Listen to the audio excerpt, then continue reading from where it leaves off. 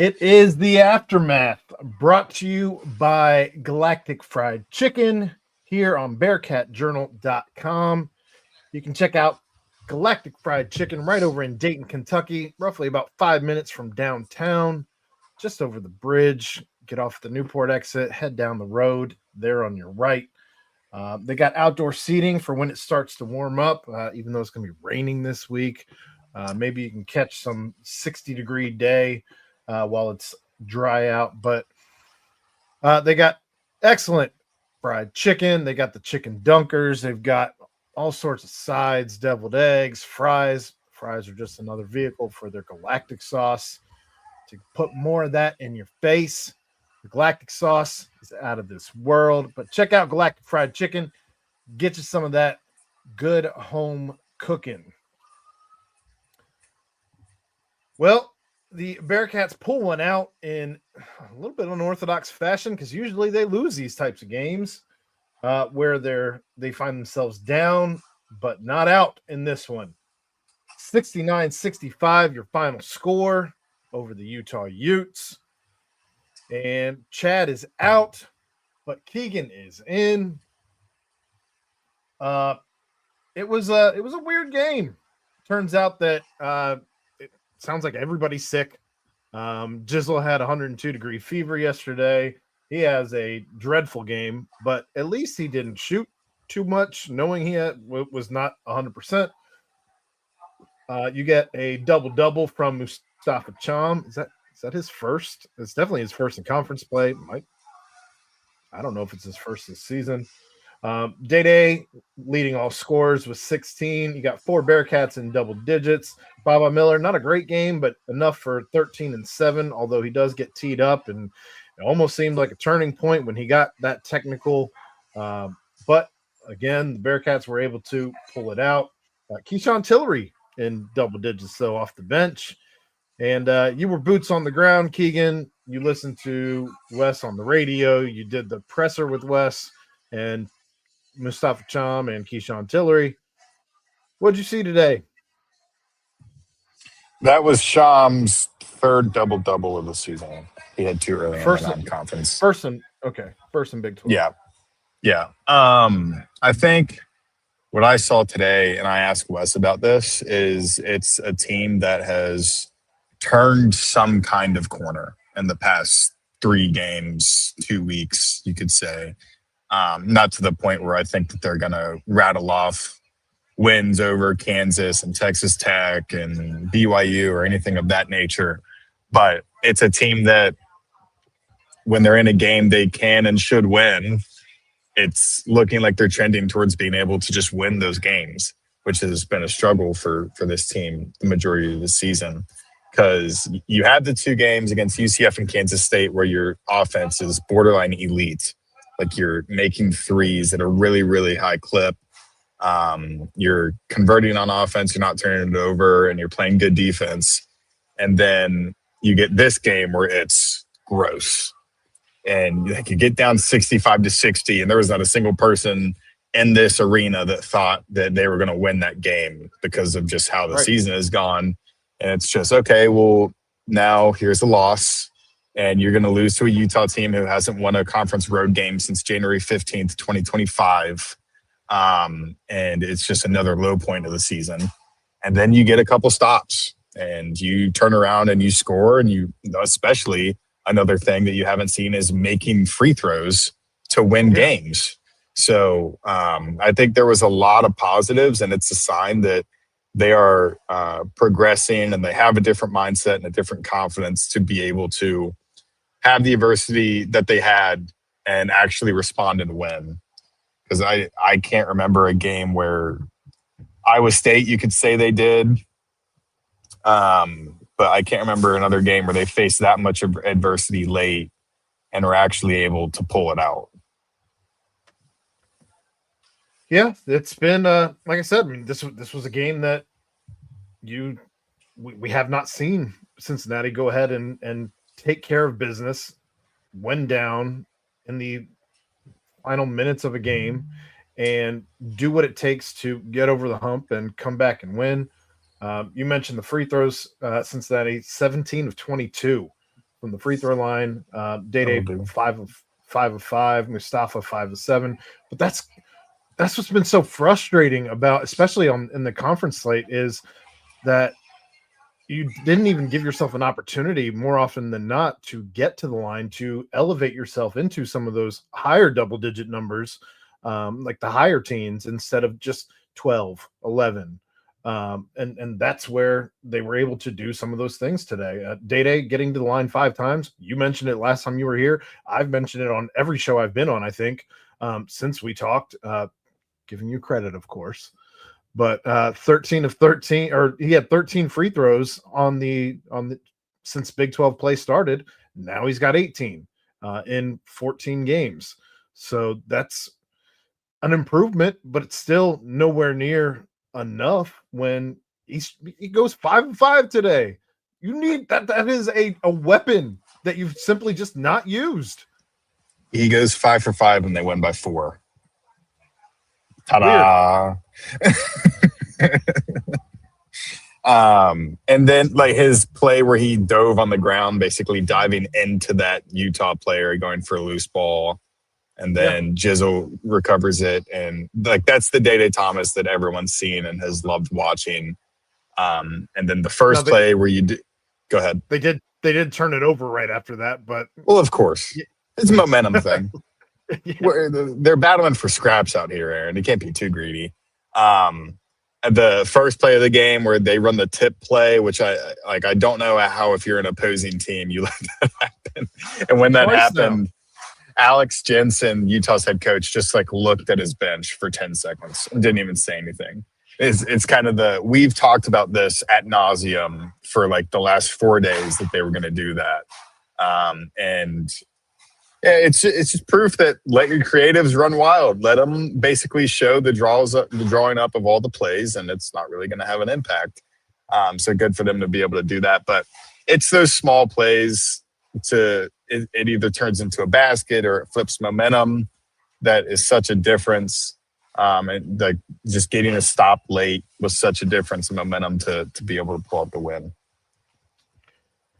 Yeah, because let's be honest, if you lose this game, any chance, granted it's a snowball's chance in hell, but any chance that you have of making the tournament is over today if you lose this game. And it was a game that you needed. You mentioned it. You fought through adversity. You have guys that have been plagued this week with sickness, illness. You've got injuries all over the place. Good to see Mustafa Cham back in the lineup, though, for sure. Obviously, with his double-double. 4 blocks also, by the way. He was a menace. I thought it was the most physical game that he played. I thought it was maybe offensively, he demanded the ball as much as any game that he has this season. I don't know that it was necessarily more than some of the other games where he's elevated himself, but certainly as much.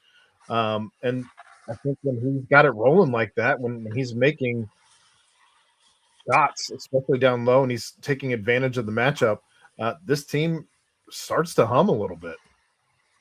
Yeah, and he's such a valuable piece that you wish you had the offense that they've had in like the UCF and Kansas State game to complement him. And like I know he didn't play against Kansas State.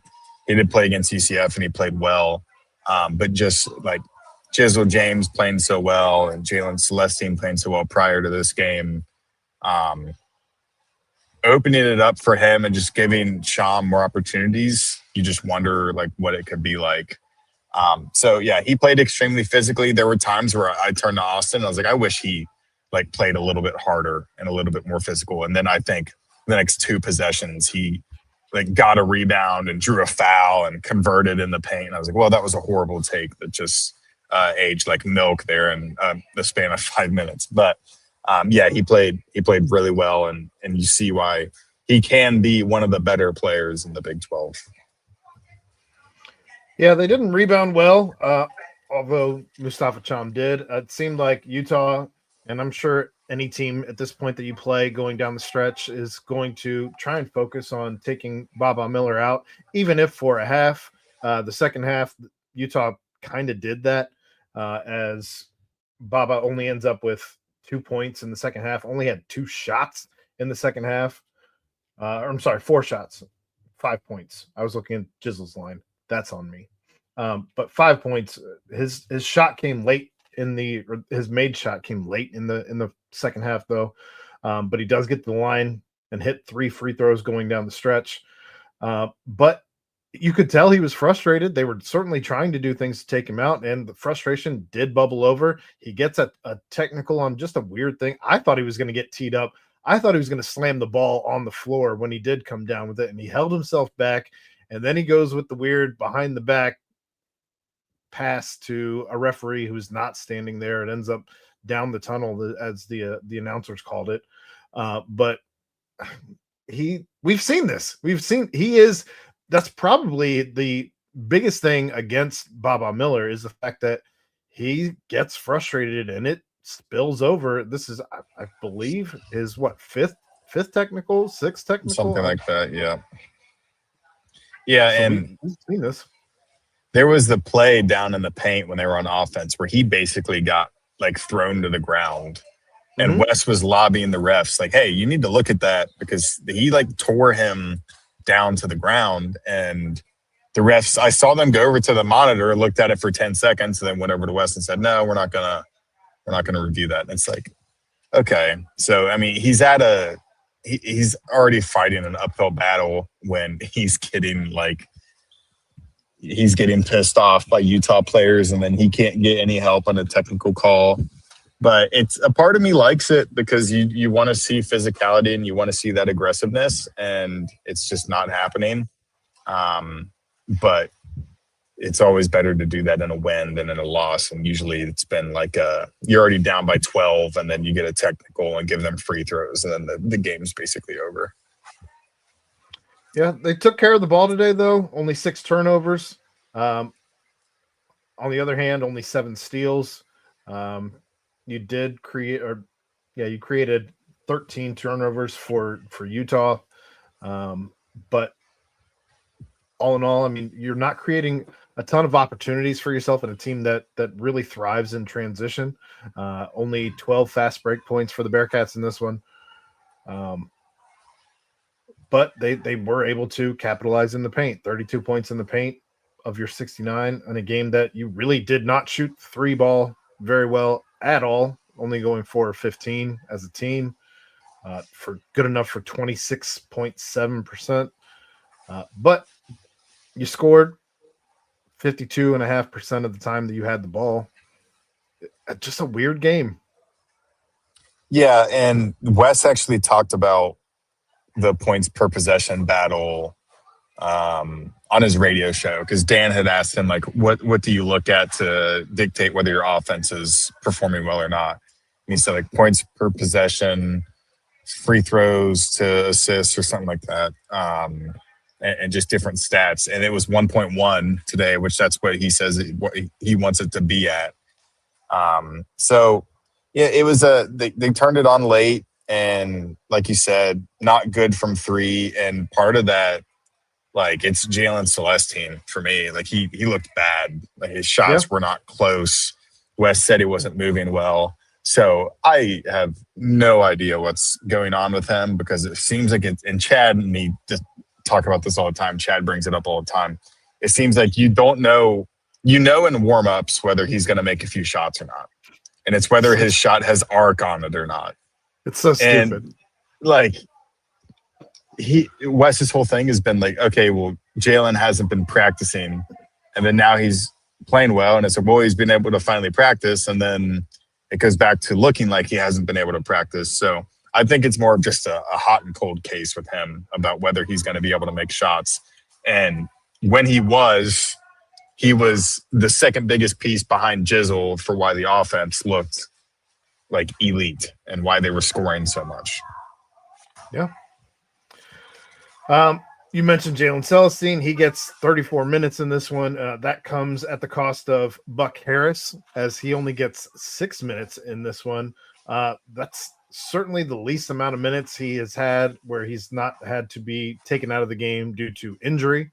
It was mentioned in the post game. Doesn't sound like it was an illness. It sounds like it was a coach's decision. I find that intriguing, as he's a guy who's played a lion's share of minutes in games up to this point. Yeah, maybe it's a thing where Wes just wants to go with Keyshawn and say, hey, let's see if Keyshawn can get a little hot offensively, and it looks like he's playing better defense than when he has the majority of the season. But it's also like Utah's not that good offensively. Right. So are you going to throw a guy out there who can only play defense against a team who isn't that good offensively and maybe cost yourself a few possessions? Because when he was taking shots, they weren't high percentage, and I think he like hit the left side of the backboard on a mid-range. Yeah, that was the only shot he took, actually. And you just hear a collective groan from the entire crowd. You can hear it from home as well. I'm totally for giving Keyshawn some run. He had those 2 threes. The second one was almost from the logo. It was so deep. So I don't disagree with that decision, especially because they won. If they'd lost, maybe it's a little different. But with how Keyshawn's been trending and how he's coming along, playing him more, I completely understand. Yeah, it'll be interesting to see if this is something that continues down the stretch, or if this was just a one-off due to Utah, and the fact that you're guys that are generally offensively gifted. Jizzle James, Jalen Celestine were not quite themselves that we've gotten used to over the course of the last several games, having 9 points collectively between the two of them on a 3 of 10 shooting between the two of them. So somebody had to step up tonight. It was Keyshawn Tillery, which we've seen glimpses of it. He seemed a little off the last couple of games. Good to see him back on. Not sure what was going on with him, but glad that he was a big reason that they were able to get the win in this one. Yeah, huge. And among like everything, he just brings a spark. Like he plays super, super hard. So like just the prospects of him being a true freshman and actually having the opportunity to make some big plays and score, it's going to bring some excitement to the rotation. It's going to bring some excitement to the fans. So I would like to see him out there even more. Maybe it's just a thing where this was the final straw of, we're just going to go with Keyshawn over Buck the rest of the way. Maybe it's a thing where you just play the matchups. But he's going to be really challenged these next few games because what do they have? Kansas and then Kansas Tech and then Oklahoma State and then BYU. So you're going to find out what kind of player he is in those games and if he can keep up. But if he doesn't, you've got Sincere Harris, who's played a lot of high-level basketball, who can come in and get a stop. You mentioned earlier assists. Of the 24 made shots, Cincinnati had 14 assists. I didn't think yes, they took care of the ball well. You only had 6 turnovers.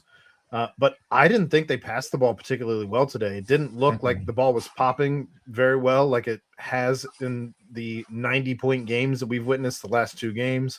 Everything just looked, I don't want to say lethargic, but it looked slow. It looked off balance. It looked like you saved some turnovers because you had guys who just read a pass that was sailing on you. But none of it looked clean and crisp like we've seen. Yeah, I mean, when your best passer is playing with like 102-degree fever, or at least he was at practice yesterday, and Jizzle James, that'll happen. So that's just been a constant thing like the last 3 years. Like the easy passes, the outlet passes, just you're feeding to open guys. It's always been off just at least a little bit, and it impacts your ability to make shots because it throws you out of your rhythm. So that's been a pretty consistent thing, and it's probably a big reason why this team has never been able to really get to that point. But it's also like half the offensive possessions are just someone at the top of the key, and then they drive in, and then there's no room, so then they have to throw a hospital pass basically to just hope someone catches it, and then you're not putting them in a good position. So I could go on and on about that, but yeah, I saw that too, and they were able to get away with some of it because you're playing the worst team in the Big 12. After playing the second worst team in the Big 12. Yeah. Who didn't have names on their jerseys yesterday. It's a good week to have a week off, as you do have some very big games looming. Sounds like we've been. I know everyone has been asking all season long for a Jaylen Haynes update. We finally have a Jaylen Haynes update. He is practicing. He's doing a little bit of up and down court. He's doing mostly, at least what it sounds like, mostly half court. But he is back practicing. But no is the answer. We will not be seeing Jaylen Haynes this season, as why would you? You have, I think, 5 games left in conference plus a conference tournament game, or however many it is that you give yourself. And then if there's postseason play, and I'll just leave that there. But I don't know why in his last year of eligibility at this point you would even attempt to come back, because as soon as you check in, that's it. There is no more. Yeah, and I think it would do a disservice to him to send him out there and play. Like, it's not a guarantee that he gets some sort of waiver, but I think like he has a decent chance to get one to come back next year, just based off like he didn't play in a game this year. I mean, Connor Hickman almost got one, and I think they're appealing it, so he might still come back. So we'll see. He was going for a waiver based off what happened at UC, wasn't he? I assume so. Yeah. So like, I don't even know. He played like 13 games or something. So it's one of my least favorite parts of this job is the freaking lawsuits. Like, I feel like I should have taken pre-law at Indiana, and just tried to figure out like what that frick an injunction means. Holy crap. So, I mean, Wes said he's been practicing. He still has restrictions. Like, he's not going full 100%, and like going up and down the court, but he's competing and he's playing very good defense and playing great on offense. So maybe it would be interesting if he was to play, but it would just be a huge disservice to the kid who could capitalize on more NIL money next year and be 100% healthy, maybe at Cincinnati. Who knows? But yeah, he's not going to play. Wes said it straight up. He said it straight up after, I can't remember which game it was, one of the last 2 games. And then he's like, kind of didn't say straight up he's not going to today, but it's more like, hey, he's not going to, because it just wouldn't make any sense. But he also said like Chisel wasn't going to play, and he is. So who knows? I can't. Fair enough. Days like today, as you look back at the record, at where things currently stand, you can't help but be frustrated at where things might have been if you were able to get 1 or even 2 of those games against West Virginia, as you currently sit at 6-7 in conference.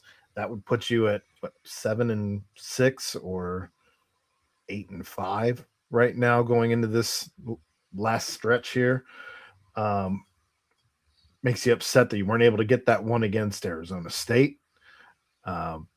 Just a season that you get a win and it almost makes you feel a little bit disappointed because of where you just weren't able to do things like this and get over the hump and figure out how to close out games. It's the story of the first 3 years in the Big 12. Because you even look at last year, lose 54-49 versus Kansas State at home. And then you lose at Oklahoma State 78-67. Earlier in the year, you lost at West Virginia 62-59. Horrible game. I remember that one. And you lose 63-50 to West Virginia. You lose at Utah. Like, it's the games that they should win but don't is what's like killing them. And then you go to the year before that. I remember this one because that was one of the most contentious press conferences ever after they lost that. I can't remember which one it was. Remember when they lost it in overtime at Oklahoma, 74-71? Yeah. That was there's some people that's been around this program for a long time that called that one of the most disgusting games they've ever covered or seen in like their 15-year career. So like, and then of course, like they lost to Oklahoma State at home. You lose at TCU in 23-24. And then you rattle off 3 straight, West Virginia, Kansas in the Big 12 tournament, just to lose to Baylor in the Big 12 tournament and end your season. When it's like, if you win that game, stuff gets interesting. So yeah, it's it also just speaks to like how quickly a season can turn, because like if they had those 2 extra wins, they would probably be like on the bubble. 2 or 3 extra wins that they very easily could have had based on the talent of this team. But yeah, it's just brutal. It's very, very brutal. Yeah, like I said, wins like this make it frustrating because you just wonder what might have been. Yeah. But yep. Anything else on this game or anything coming up before we move into the player breakdown? Nope, let's get into it. All right, let's start off at the top. Day Thomas, 16 points, 5 of 14 from the field, 1 of 5 from 3, 5 of 5 from the line, 2 assists, 1 foul, 3 turnovers, 2 blocks, a steal, 34 minutes played, plus 10, tied to lead all Bearcats. Yeah, I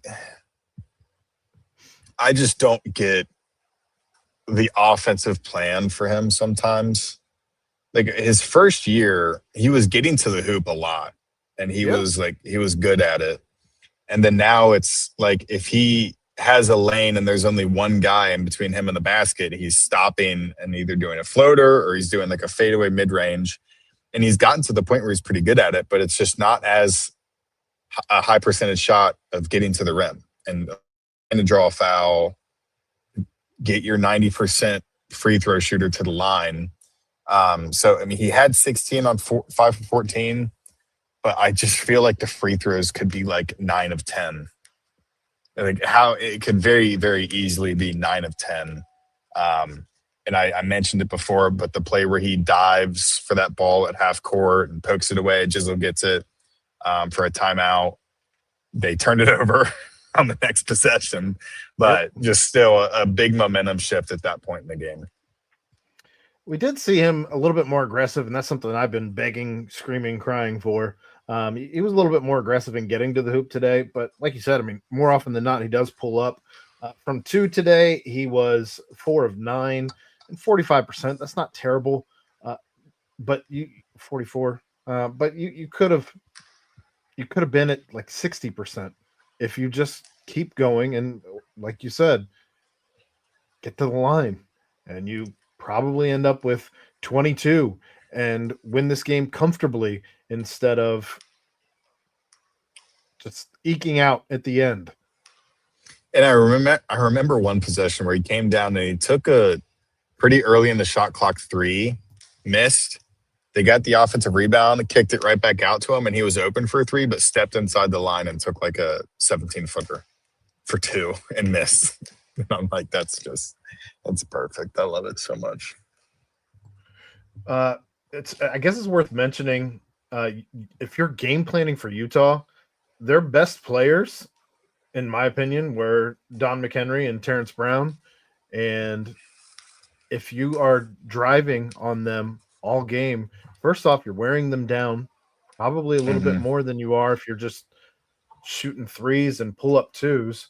But you're also probably getting them into foul trouble. So maybe they're seeing less time on the floor. Maybe they're having to rethink their strategy.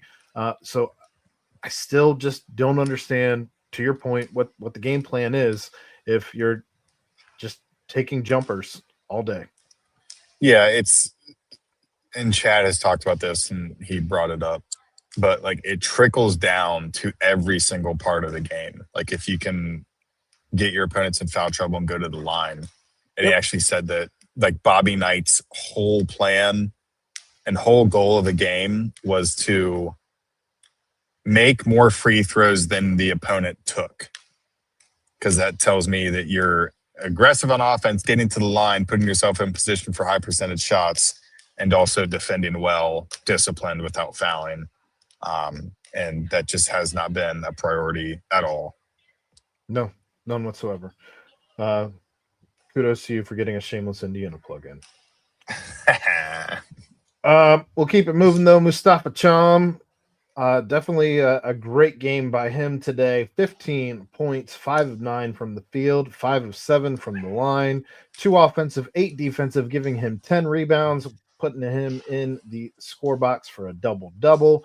2 fouls, 1 turnover, 4 blocks, 1 steal, 25 minutes played, plus or minus of 0. Yeah, and like this is the Mustafa Cham that everyone has wanted to see the entire year. I think you can't really ask for much more from him from an offensive standpoint based off what he's trying to do. Like the mid-range finishing over top of the opponent, the hook that he has.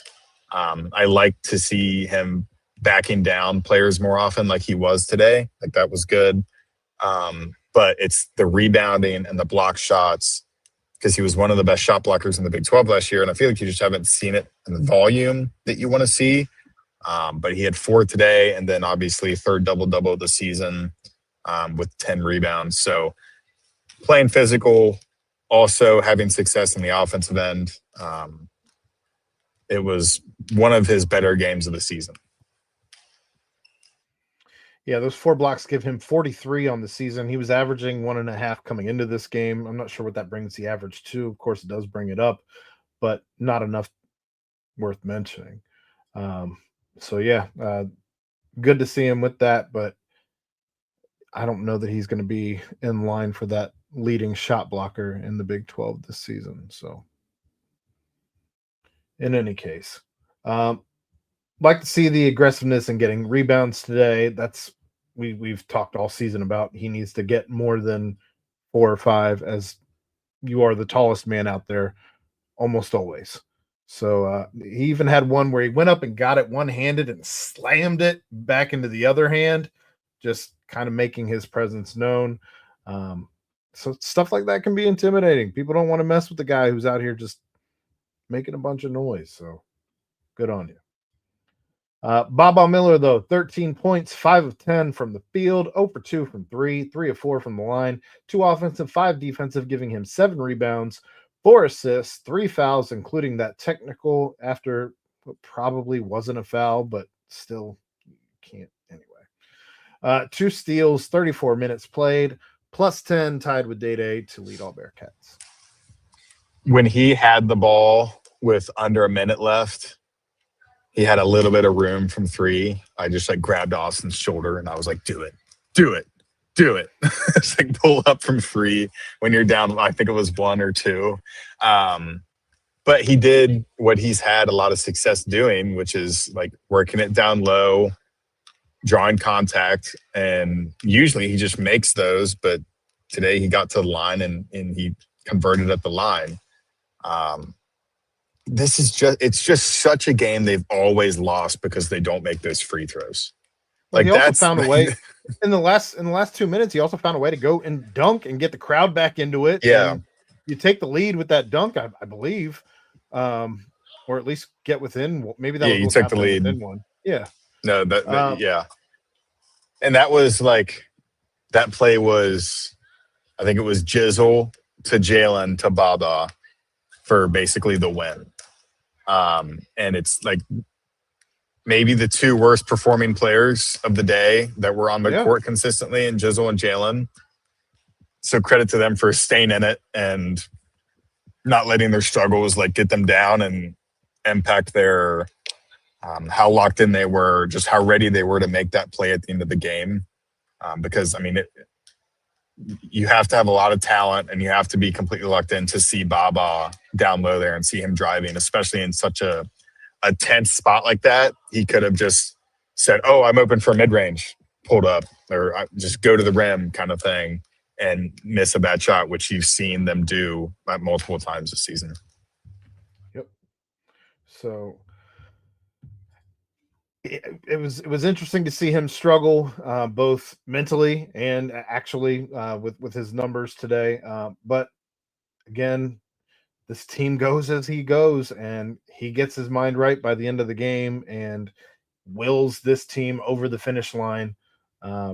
Certainly not single handedly, but a main contributor in what got them there. So big finish for Baba.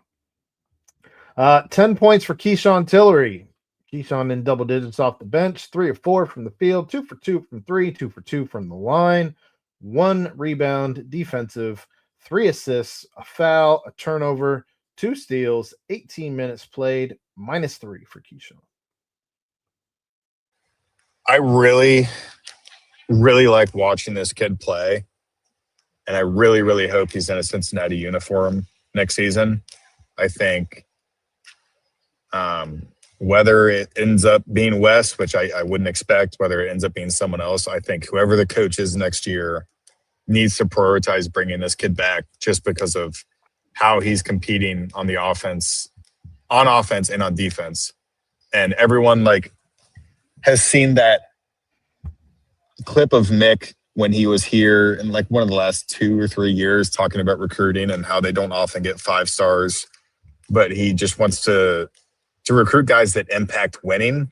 And I feel like Keyshawn Tillery, Tyler McKinley, those guys are the guys that impact winning. They might not average 22 points and 6 assists and shoot 45% from 3, but they're going to make those big plays that impact your ability to win games, and just it's the difference in those one-score games. And he had that, I think it was in the first half, played really, really good defense on Terrence Brown and forced a turnover, gets the ball back, draws a foul, and then makes 2 free throws, in the span of 30 seconds. And that's just the small stuff that he's brought to the court, and he brings a huge spark. So I've really enjoyed seeing the increased run that he's been getting in the past 2-3 weeks. You talk about a guy. We talked about guards needing to get free throws, and Keyshawn Tillery is certainly not afraid to put his head down, get to the rim. His 3-point game, I feel like, has come a long way since the beginning of the season, where he seems much more confident when shooting from 3 at this point. But again, he is if he tries to. I feel like he lowers his head all the time. He will try and drive. If it's not there, he's not afraid to back out and he doesn't just force something. He certainly isn't forcing a whole bunch of fadeaway 2s or pull up 2s or falling away. I feel like he's making more often than not smart decisions out there. He does have some freshman issues where he does turn the ball over, where you're just left wondering, what the hell are you doing, man? But those are far less frequent than the plays where you're like, oh my God. Yeah, and I feel like you always have to keep it in the context of this year has not gone to plan. When he originally committed to UC and signed with UC, the plan was definitely not what has happened. So you have to give the kid credit for how he's rolled with the punches of, hey, initial plan, you're going to come in, you're not going to play a ton, you're going to see some spot minutes, but you're a guy who's going to be a part of the program for a long time. You're going to be the point guard of the future. And then all of a sudden it's, hey, our star point guard isn't going to be on the team this year. So now you're going to have to play 18 minutes a game or 15 minutes a game. And he has the competitive spirit to hear that and be like, okay, good. I want to play. He also has the ability to compete and play hard and play extremely physical. So I don't disagree with Wes's thing of, I think Keyshawn Tillery is going to play in Final Fours because I think he can. Will that be at Cincinnati? To be determined. Who knows? But yeah, you bring up him having to play when Jizzle was not around. He's also had to play a ton with Kerr Kriisa not being around, as he's been battling that shoulder and flu and whatever else has been ailing Kerr Kriisa. So, yep, plenty of minutes to go around for Keyshawn Tillery that they've managed to work in, even if it costs guys like Buck Harris. That said, we got Jalen Celestine.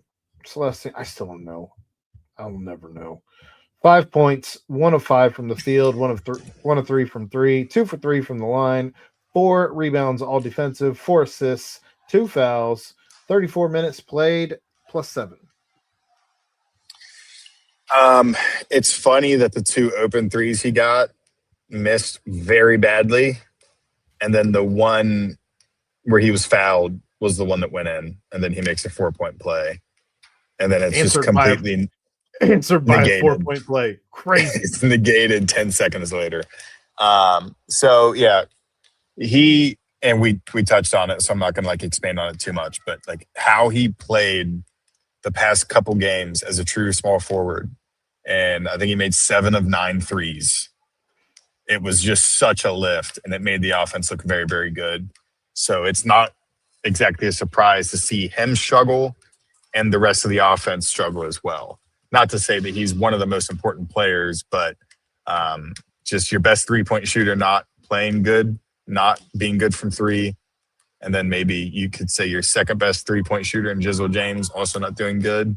It's kind of very understandable to know that the offense just was not humming like it should have been in the past 2 games. Yeah, more often than not, if Jizzle, Baba, and Jaylen are all kind of struggling, that's a recipe for disaster. And still were able to find that way to win.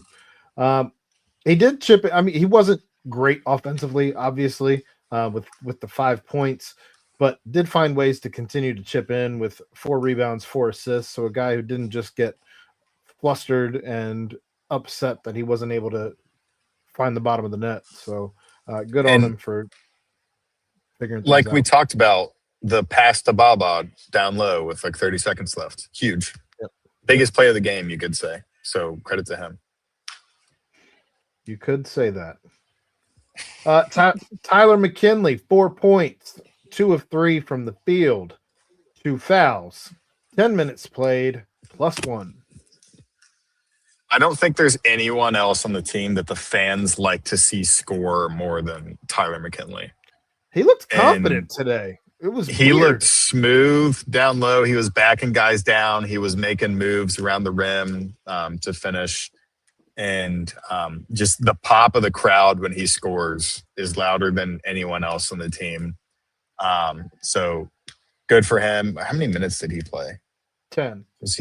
10. So yeah, not a huge contributor, but no turnovers, 2 fouls. So 2 fouls in 10 minutes, you're kind of just hacking away out there. But yeah, he showed off some good post moves, which is something that I really haven't seen. The fouls are the biggest knock on Tyler McKinley. He's got to figure out a way to stay out of foul trouble because, I mean, I don't know that he could have lasted in this game at 28 minutes. If he physically was able to be out there for 28 minutes, 30 minutes, I just don't know that he could be able to not foul enough to get those minutes. So that's certainly an aspect of his game he has to probably hyper focus on in the offseason, just trying to figure out what it is that he's continuing to draw fouls on. But 4 points in his 10 minutes, we'll take it on a day that we had issues. Absolutely. 4 points for Jizzle James, 2 of 5 from the field, 0 for 1 from 3, 0 for 1 from the line, 1 offensive, 1 defensive, giving him 2 rebounds, 1 assist, 2 fouls, a turnover, 29 minutes played, -1 for Jizzle. Yeah, Wes said it post game he didn't play good, and it's almost when you're playing with possibly the flu and 102 fever, which is what he had yesterday. Wes said he had white spots all over his throat. It's almost hey, just don't go out and play horrible. And I don't think he played horrible.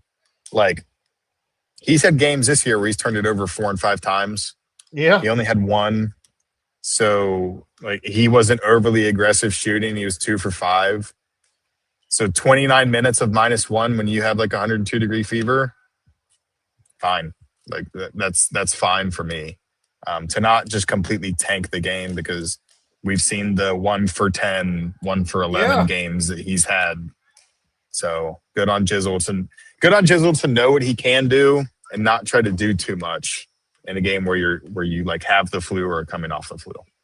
Today felt like a maturation of Jizzle James. Because to your point, yes, we've seen games where he does too much, where the ball is not falling for him, and he continues to try and shoot his way through it. Today, he said, "F that. I am going to just make sure that I'm not a liability." Defensively, he wasn't great either, but he did enough. But he knew his scouting report, you could say, and took advantage of not being just a net negative the entirety of the game. Well, last but not least, as far as scorers go, Halvin Zella coming up at the rear with 2 points, 1 for 1 from the field, 1 defensive rebound, his only rebound, 5 minutes played, +3 for Halvin. Yeah, I mean, quality defensive minutes to finish +3, giving Mustafa some rest. I'm shocked he didn't have a foul. I figured 5 minutes on the floor, he'd have at least 3. So good for him playing discipline. He also had no turnovers. No turnovers, so he was able to get a bucket. So good for him. Yeah, he didn't have any of the high dribbles that traditionally cost him. He went up with it rather quickly. That pass that he got for his points, I don't recall who it came from, but it came on like one of the behind the backs, so maybe it was Day. But he just went straight up with it and little layup. I couldn't even believe he had the ball. I had to like double check. But he continues to surprise me. Just I still can't believe this is the same guy we saw last season, giving us quality minutes, not just wondering what are we doing. So. Yeah, if he's playing when Mustafa is active, that means that Coach Miller thinks that he can actually contribute. Because if not, like we've seen that Wes will just he will run somebody into the ground in order to not play another person that he doesn't think can help. So fair enough. Credit to him. Speaking of running some guys or some guys that couldn't help today, couple guys with zeros. Buck Harris 0 for 1 from the field, 1 steal, 6 minutes played, -4. And then I guess we can also have the conversation on Jordy Rodriguez 0 for 2 from the field, 0 for 2 from 3, 1 rebound. It was offensive, 5 minutes played, -3.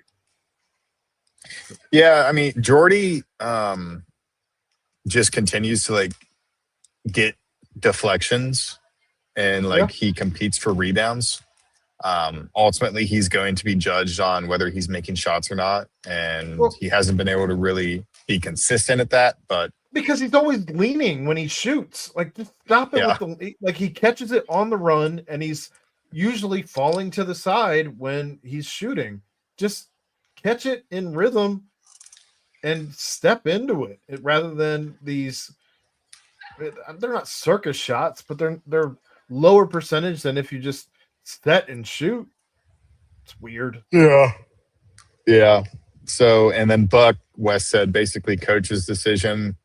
I mentioned that it could be a thing of, hey, Utah's not good offensively, so we're not going to play him 25, 30 minutes just to make us worse offensively in order to try to shut down a team who can't really score that well or consistently. So, and maybe it's just giving Keyshawn some run. So, yeah, I don't know if I would expect that to be the case going forward, but that is definitely something to monitor as they get to play Kansas, Texas Tech, and BYU over the next 4 games. For what it's worth, I did notice him not out there. I didn't know that the number his minutes were this low, but I did notice when he was on the bench and the camera would cut to the bench, he certainly did not have the body language of a guy who seemed upset with the coach's decision. He was still rallying behind the comeback. He was still cheering on for everybody. He seemed very vocal. He seemed very enthusiastic, so it didn't seem like a guy who was just hanging his head and feeling sorry for himself or anything like that. And now that you bring that up, I recall Wes like getting Sincere up, and Sincere took off his warm up, had it like off, and then Wes like said, "Oh, never mind," and shoved his chest back to go sit back down, and then picked up Jordy and put Jordy in. And I'm like, that's quite the different substitution. I don't know how you mix those two guys up. You're kind of going for complete opposite outcomes for that, but hey, who knows? Yeah, that's something. That's all the players though today. Anything else you got on this game as you're still at the arena, and anything that you running through your head? No, I mean, we all knew that an under 60% 3-point game was going to come at some point. So we didn't think that was going to continue. Maybe some people did. Maybe Tony Pike did because he thinks that they're just going to make the tournament because they beat Kansas State on the road, but who knows? And then, yeah, I mean, like I said, it's such a different game that they just have not been able to win over the last like 3 years. Because in a game like this, they don't make, what is it, like 80% of their free throws. They're maybe making 12 out of 22, and they're definitely not coming back from down 5 with a minute left. So it's a sign that this team is playing with more confidence, pressure free. Maybe they can pull off one win over the big 3 that they have left in Kansas, Texas Tech, and BYU. Because as we saw in the chat, Richie Saunders tore his ACL last night, so that's one of BYU's best players that won't be available in that game. Well, I mean, he's like 32 and married with like 4 kids, right? I don't know how he's got a few missions under his belt. Just saying. I am making light of a terrible situation, but it sucks that his ACL is done for. But in any case, that's going to wrap things up for us here. Thanks for those of you who joined us in the chat here live. Thanks for those of you who are listening to us on the podcast or on the replay on YouTube or Twitch or wherever it is that you decided to pick us up. But for Keegan Nickoson, I'm Aaron Smith. We'll be back here after the next game on the Aftermath. We'll be back here at some point tonight. Chad and I are doing a nightcap, I think. I don't know. Who knows? But the boys of the BBP will be back tomorrow night at 8:00. But thanks to Galactic Fried Chicken for sponsoring the show. And be sure to check us out on BearcatJournal.com.